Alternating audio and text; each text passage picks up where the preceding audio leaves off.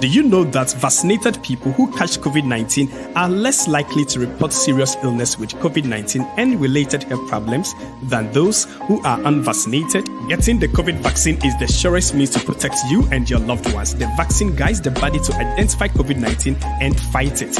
Get your vaccine shots and stay healthy. Vaccines are good for adults, youth, and children aged 5 to 11. If you need help to find a vaccination center or schedule a vaccination appointment, please call the African Career Education and Resources ASAP at 763-307-4731. You can also stop by ASA's office Monday to Friday 9 a.m. to 4 p.m. The address is 6800 78th Avenue North, Suite 101, Brooklyn Park, Minnesota, zip code 55445.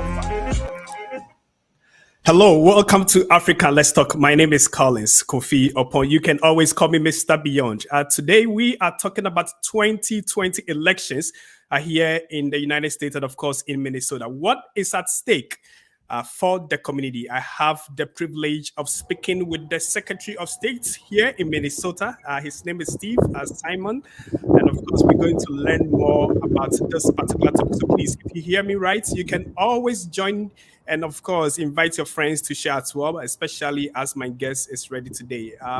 Mr. Secretary, good to see you. Great to see you. Thank you for having me and accommodating my outdoor appearance today. No, I am loving the background, especially because the weather is so beautiful today. I can't wait to go outside later on today to play some golf. So I love what I'm seeing already. Yeah, we've certainly earned it, right? After a very wet, dark, cold April. Oh, absolutely. It was getting a lot too much for me, but I'm happy finally May is here and the weather is getting better. Well, it's a pleasure to be with you. Absolutely. Thank you so much. Once again, I'm speaking with the Secretary of State of Minnesota, Mr. Steve Simon. Is it Simon or Simon?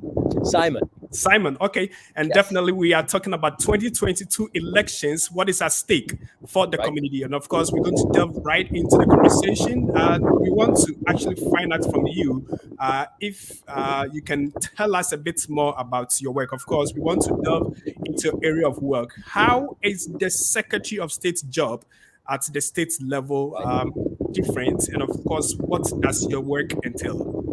Yes, so great to see you and your viewers today. We do a lot of things at the Secretary of State office. We have duties that are in the Minnesota Constitution and there are Minnesota law, but the duty that most people associate with our office, the one that gets the most attention and the most interest, is our role overseeing Minnesota's elections. Now, here's what we don't do. We don't count the votes. We don't count the ballots. In fact, we never touch ballots.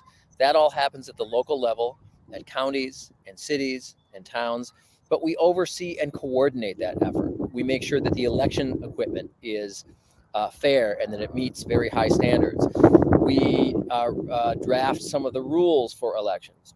We do all the work at the Minnesota legislature and push for policies that make it easier for people to vote if they're eligible to vote. So that's work that means I like to say that we are in the democracy business in our office. And it's an amazing time to be in the democracy business, particularly now with only 6 months to go before a very big election.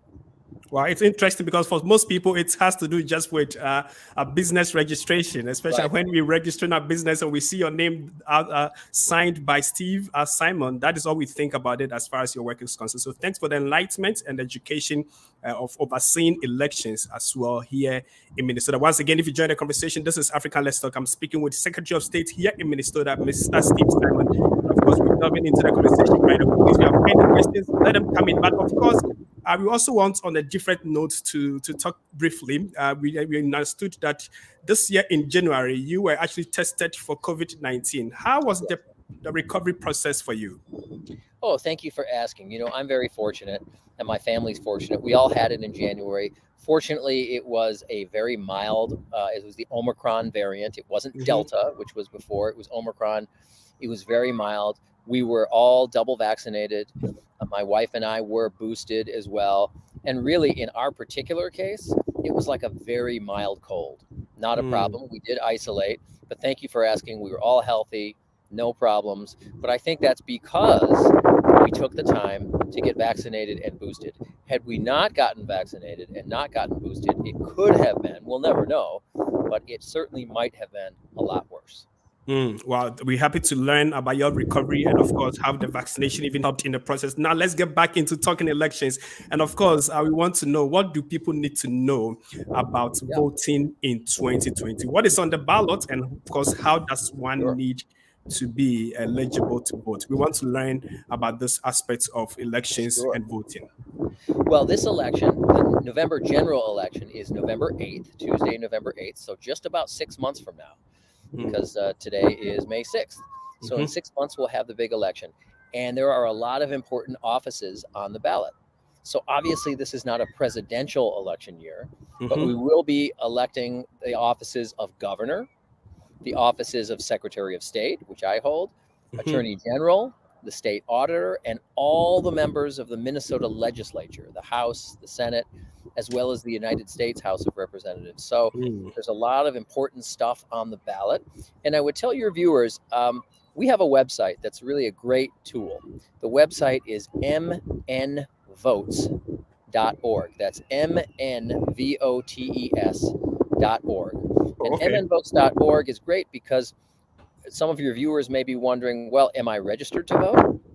You can find out if you're registered or need to change your registration. You can also actually register online. You can do it right there. It takes about 2 or 3 minutes, very simple and easy. You may be wondering, where do I go to vote if I want to vote on election day? You can find that out as well. You just type in your address and you can find out where to vote. And finally, you might wonder, well, who and what is on my ballot? I live in a particular place, say Brooklyn Park or Hopkins, where I live, or anywhere in the state of Minnesota. And you may wonder, well, who are the candidates on my ballot? You can type in your address and find out right there who and which offices and which people are on the ballot where you live. Wow. Okay. So I typed in the, I think this is the wrong screen. But yeah, I would like to share briefly what you just talked about so that people can always get into it. Of course, this is what comes when I typed in MN votes. And like you said, it has all the information: registered to vote, election day voting, address to vote, what's on the ballot. Wow. Thanks so much for actually sharing this information with us. Of course.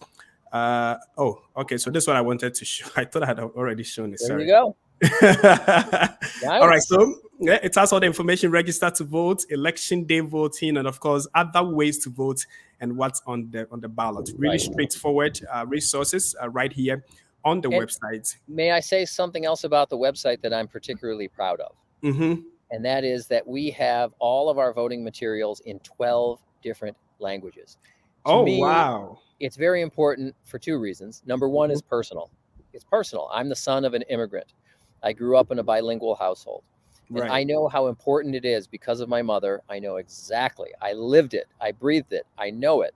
I know how important it is to have technical information, particularly from a government, that's in a person's native language. I lived with it and I understand it, and it's important. The second reason is it's just important for Minnesota. We want to reach out to Minnesotans and make sure that they're as comfortable as possible with the instructions, with what to do, and all the rest. And so, we want to grow that list. When I came into office, it was 5 languages. Now it's 12. I hope we can go higher and higher and higher. We need to embrace everyone who has made Minnesota home, who is eligible to vote. And speaking of that, you had earlier talked about eligibility, and just to remind your viewers, to vote in Minnesota, it's very simple. You need to be 18 years old. You need to be a citizen of the United States. You need to be a resident of the area where you are voting. And you must not currently be serving a felony sentence. If you meet all of those four things, you are eligible to vote.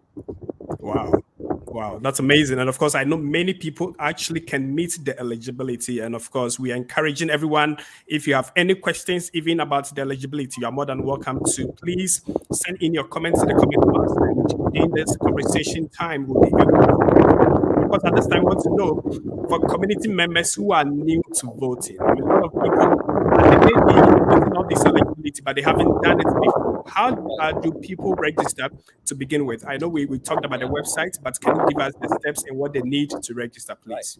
Right. Let me say this first about registration. The term registration can sound mysterious or strange. It's very simple. All that it means is you have to show that you are who you say you are, and you live where you say you live. That's it. And as long as you can show that, you're in. You're registered. And in Minnesota, we have a long list, a very flexible list of things that you can use to demonstrate either or both of those things, including having a neighbor or someone in your neighborhood vouch. It's called vouching. Basically, vouch for you, which means they would sign a statement under oath saying, yes, this person lives where she says she lives, or he lives where he says he lives. And that's very important. So registration, that's all it is. And probably the simplest way for many of your viewers is to go to that website I mentioned, mnvotes.org. That's mnvotes.org. And it's very simple, and it will walk you through the steps of how you can show that you are who you say you are, or live who you say you live. If you're not comfortable doing it online, then anyone can print out the form from our website and do it on paper, or go to your city hall or your county office, and you can do it there as well. There are many options. And then finally, we're very fortunate in Minnesota. We're one of the 50 states, I think only 15 or 16 are like Minnesota. We have what is called Election Day voter registration, which means you don't even have to do it before the election. You could walk in on the day of the election to a polling place, and you could register right there in the polling place. There's no advance date. You can walk in that morning or that afternoon and register right there. Wow. Voting makes so simple and easy for everyone. Thank you for taking your time to actually share this very important information with us. And of course, people may have been tuning in into conversations happening amongst Minnesota lawmakers lately. Some lawmakers have actually proposed that what make it harder for certain Minnesotans to vote. We want to know, can you talk about some of these efforts and what is being done to actually protect the rights of citizens? Yes. Well, it's very important to me, and my mission in this office is to make it as accessible as possible for every eligible voter to vote. And so I will always fight back against proposals that will make it harder, more of a hassle, will make people do many more steps. And unfortunately, in the legislature this year, there are some people who are making proposals that, in my opinion, make voting a lot harder. Secretary, I think the echoing is getting really loud.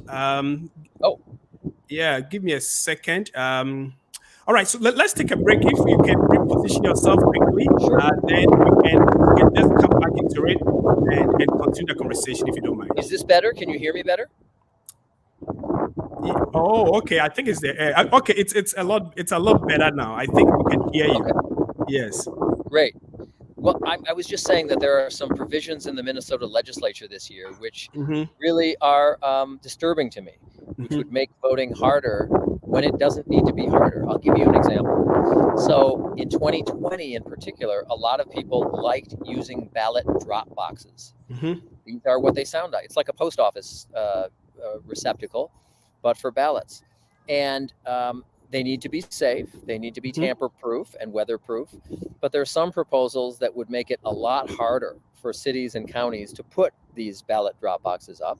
And I don't think that's right. We can have secure ballot drop boxes that are tamper-proof and that have a good system without limiting their number. And Mhm. so I worry about that. There have been proposals to impose a very harsh, strict, restrictive voter ID requirement for actual voting. As I said, we want everyone to show that they are who they say they are and live where they say they live. But you can do those things many ways, not just with a government issued photo ID. There's some people who want to make it very strict so that the only way you could be validated for voting is if you use a certain kind of government issued photo identification. I think that would have the effect of shutting out tens of thousands, maybe hundreds of thousands Mhm. of voters in Minnesota. Keep in mind, but I haven't said this yet, Minnesota is number one in the country, number one state in America for voting. More people Wow. vote here than anywhere else in the country, and that's because we have really good laws and a clean system, and a system, by the way, that is not partisan. It's not Mhm. political. It's run by professionals, and we need to keep it that way. We definitely need to keep it that way. And of course, stay on top all the time. Nana P says, wow, good to know that you can register and vote at the same day at the polling station. Indeed, it's quite an intriguing knowledge to know that if for any reason you were unable to register ahead of time, you can always register on the day of voting. And of course, at this moment, we want to know from you, 2 years after the 2020 elections, there are still some who believe that the United States election system isn't actually secure. Of course, most of us remember the events of January 6th when people actually stormed the U.S. Capitol in Washington, D.C. Uh, there was even a death actually that occurred on that day. Can you talk to us about the big lie and how Yeah. it has impacted our democracy? And how do we combat this misinformation? Thank you for the question. And let me say the best way to start to fight against lies is to say what the truth is. So let me Mm. start with the truth. The 2020 election in our country, and particularly in the state of Minnesota, was fair, accurate, honest, and secure. And that's not just what I say, that's what the former Attorney General of the United States, appointed by the Mhm. former president, says. That is what the FBI director has said under oath. And Mhm. that is what 60 federal and state courts have said when they were presented with allegations of any problems or wrongdoing or misconduct. So we Mm. know it was safe. We know it was accurate and secure and honest. But as you say, there is, there is this disinformation out there. So, Mhm. number one is we have to say what the truth is. And then Mhm. the other thing that our office is going to be doing over the next 6 months is taking advantage of opportunities to actually demonstrate to people that it's secure and safe by giving them the opportunity wherever we can to watch things. Watch the equipment being tested. Watch it. Mhm. Anyone off the street can come in and watch the tests. Watch the ballots being counted. Watch the absentee ballots being processed. So, if we can have more people understand what the system really is and not the way some political actors have misled people about the Mhm. system, we'll be in very good shape. And I just want to say, though there's a lot of disinformation out there, Mhm. one measurement of the confidence in our system is turnout. There are many measurements, but one measurement is turnout. And when you're number one in the country in Minnesota at nearly 80% of eligible voters voting, that says something about the overall confidence in the system, that people know, even if they have things they want to change about the system, our system is not perfect. And there are good people who disagree with me Mhm. about my philosophy on the system. But people would not vote in such high numbers in Minnesota unless they truly believed and knew that the system was really fundamentally fair and accurate and honest and secure. And it is. But we just keep having to say what the truth is in the Mhm. face of wilder and wilder conspiracy theories, which get more and more bizarre every week and every month. Wow.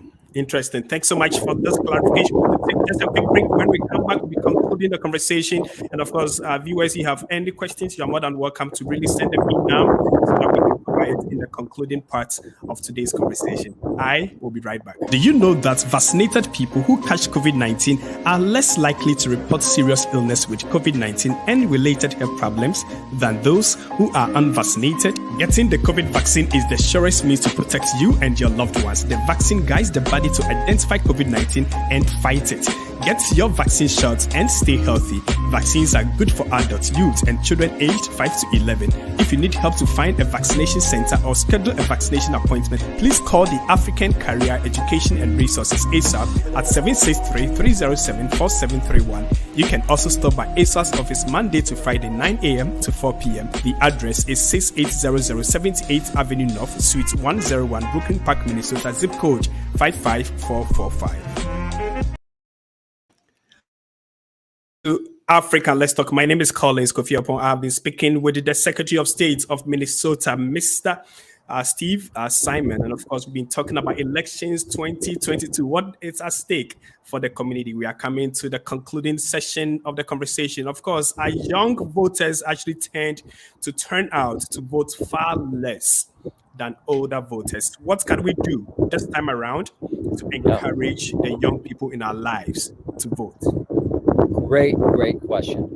I have a lot of ideas about that. One of the ideas I have is we have to talk to young people, I think, a little bit different about voting. Normally, when we talk about voting, we say, hey, you should do it because it's the right thing to do. You need to be part of your community. People have fought or bled or died for the right to vote. Those are true. We should never abandon those reasons, but we should add to those reasons. And particularly for young people, it's important that we say, look, voting is also in your interest. It isn't just a selfless act that you're doing for someone else to be good or nice. You're doing it because it's your power. Voting is your power. It's the way you can be heard. It's your voice. And you either use it or you're really surrendering. You're giving something up. So I think that part is important too. And then the other piece is to let folks know just how easy it is. You know, young people who have never voted sometimes don't understand just how easy it is. They imagine it to be a lot harder. Some people, for example, this just happened last week. I went and visited a high school and someone said, will there be long descriptions of the candidates that I need to read? Will there be long paragraphs? Will I need to write out someone's name and learn how to spell it? No. Those of us who have voted know it's just a list of names with a blank oval besides it, and you just darken the oval. That's it. Well, our youngest people don't necessarily know that. They don't know how simple it is. And that's good news. There's less to it than they imagine, less to it than they think. And we just have to explain that and get the information out. Wow, that's great. Thank you so much for your time. I think there was one question that was sent in by a community member. His name is Mr. Sam Imwangi. He says, in the election processes, what outreach efforts are your departments using to make sure our African community and people are actively engaged in the election process? Education efforts, and of course, voter registration. I know we are doing one of these outreach, but can you tell us more about the kind of outreaches that you intend to deliver within the African and thank you so much for the question. We are working very actively, many people in our office, to reach out to community groups who have relationships and credibility in communities. It does no good for our office to approach any community, whether it's geographic or demographic, and just come in without any relationships. So we are leveraging and working with and partnering with organizations of all kinds, particularly in the African immigrant community, to make sure that those trusted leaders are the messenger. I don't need to be the messenger. I mean, if someone wants me, great. But really, it's important that the information get there. And it usually is best to have trusted voices and trusted messengers in a particular community. So we're working hard. And I would urge any of your viewers right now who would like me or anyone from our office to attend an event or join a Zoom or get on the phone or meet in person, please contact us and contact me at our office at the Minnesota Office of Secretary of State. I can guarantee you, if it works for the schedule, we will make sure someone is there, including me, if possible. So I am eager to be places you need me or want me to be, or if not me, someone from our office, or if all you want is just the information and not a person, we'll get that to you as well. Wow. Thank you so much for the community engagement efforts that your department is actually delivering within the community. We truly appreciate your time. If you have any concluding remarks, please, you may give us your concluding remarks.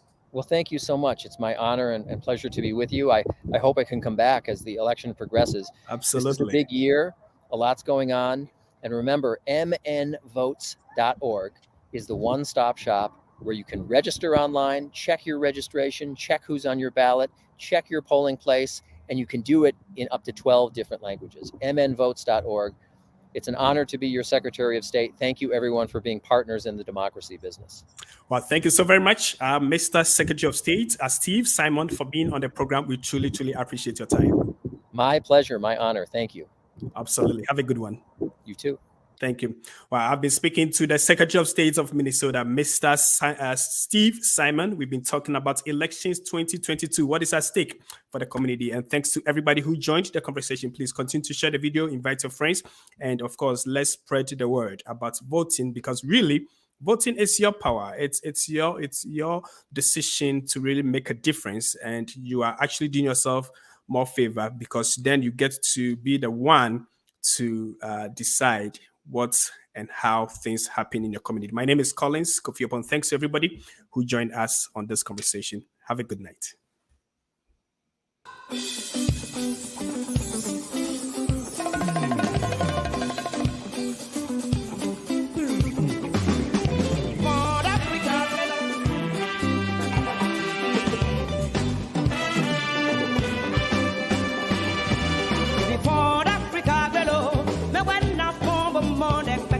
Souciant la main,